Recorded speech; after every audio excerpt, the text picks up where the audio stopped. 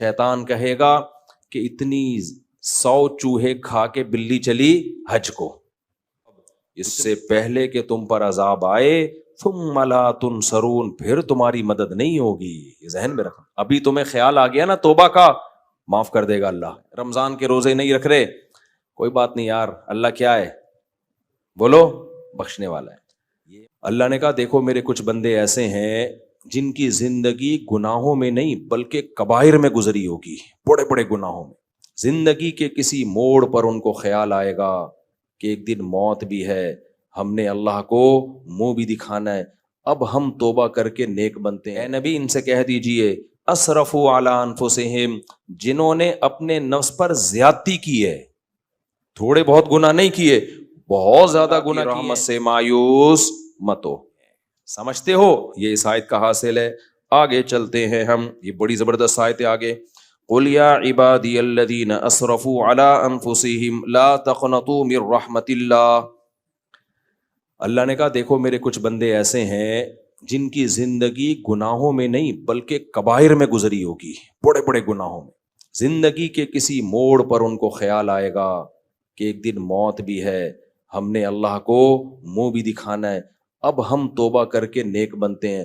شیطان کہے گا کہ اتنی 100 چوہے کھا کے بلی چلی حج کو، اتنے لوگ تم نے مار دیے، اتنی شرابیں پی لیں، یہ کر لیا وہ کر لیا، اب کہاں سے توبہ قبول ہوگی؟ تو اللہ نے قرآن کی آیتوں کا حصہ بنا دیا اپنے اس کلام کو کہ اے نبی ان سے کہہ دیجئے اسرفوا علی انفسہم، جنہوں نے اپنے نفس پر زیادتی کی ہے، تھوڑے بہت گناہ نہیں کیے، بہت زیادہ گناہ کیے ہیں. لا تقنطوا من رحمت اللہ، اللہ کی رحمت سے مایوس مت ہو. ہمارے یہاں آیت کا مطلب پتہ ہے کیا سمجھا جاتا ہے؟ بندہ گناہ بھی کر رہا ہے اور کہہ رہے اللہ غفور رحیم ہے، ہم اللہ سے مایوس نہیں ہیں، 2 بوتل اور لے کر آیا،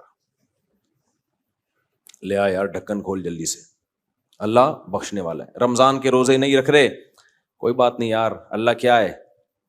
بولو، بخشنے والا ہے. یہ مطلب نہیں ہے میرے بھائی. اللہ جب کہتے ہیں نا میری رحمت سے مایوس مت ہو، مطلب یہ کہ توبہ کرنا کا اگر ارادہ ہے کر لو، معاف کر دوں گا. یہ مطلب نہیں ہے کہ توبہ کیے بغیر ہی معاف کر دوں گا. تبھی اللہ کہتے ہیں جن لوگوں نے گناہ کر کر کے اپنے نفس پہ ظلم کر لیا ہے، اللہ کہتے ہیں لا تقنطوا من رحمت اللہ، اللہ کی رحمت سے مایوس مت ہو. کیا مطلب؟ آگے اللہ کہہ رہے ہیں وَأَنِيبُوا إِلَىٰ رَبِّكُمْ، اپنے رب کی طرف رجوع کرو، اب آ جاؤ اللہ کی طرف. وَأَسْلِمُوا لَهُ، اپنے آپ کو مکمل اللہ کے سپرد کر دو. مِن قَبْلِ أَن يَأْتِيَكُمُ الْعَذَابُ، اس سے پہلے کہ تم پر عذاب آئے.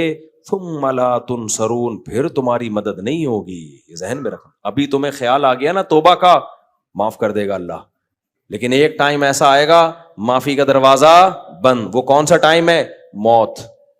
حدیث میں آتا ہے اللہ اپنے بندے کی توبہ اس وقت تک قبول کرتے ہیں جب تک موت کا جھٹکا، غرغرہ جسے کہتے ہیں نا، سانس اکھڑنا شروع ہو گیا موت کے وقت، جب تک وہ نہیں لگتا اس سے پہلے پہلے توبہ کا دروازہ کھلا ہوا ہے. آگے اللہ فرماتے ہیں وَاتَّبِعُوا أَحْسَنَ مَا أُنزِلَ إِلَيْكُم مِّن رَّبِّكُمْ، اللہ نے جو تم پہ خوبصورت کلام نازل کیا ہے اس کو فالو کرنا شروع کر دو. سمجھ میں آ رہا ہے توبہ کسے کہتے ہیں؟ اللہ کی رحمت سے مایوس نہ ہونے کا کیا مطلب ہے؟ اللہ کہتے ہیں چلو اب آ جاؤ، اب اس قرآن کو فالو کرنا شروع کر دو. ہماری خواتین پردہ نہیں کر رہی، اللہ غفور الرحیم ہے. اللہ کہتے ہیں میں غفور الرحیم ہوں، توبہ کرو اور آج کے بعد اس قرآن کو فالو کرنا شروع کر دو. قرآن میں اللہ نے عورت کو پردے کا حکم دیا کہ نہیں دیا؟ اللہ کہتے ہیں چلو آج سے کر لو، پچھلا سارا کیا کر دوں گا؟ معاف. ہم ایسے ڈھیٹ ہیں، معافی بھی مانگ رہے ہیں اور اپنی غلطیوں کو چھوڑنے کے لیے بھی تیار نہیں ہے. اس پر